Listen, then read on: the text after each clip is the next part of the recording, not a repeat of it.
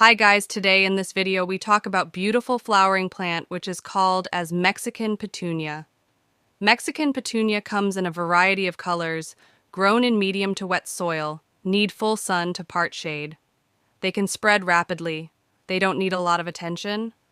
Water them well. Keep the soil consistently moist, but not soggy. Apply fertilizer regularly. Give them a trim. Thanks for watching. Pause. Like, share, and subscribe to my channel.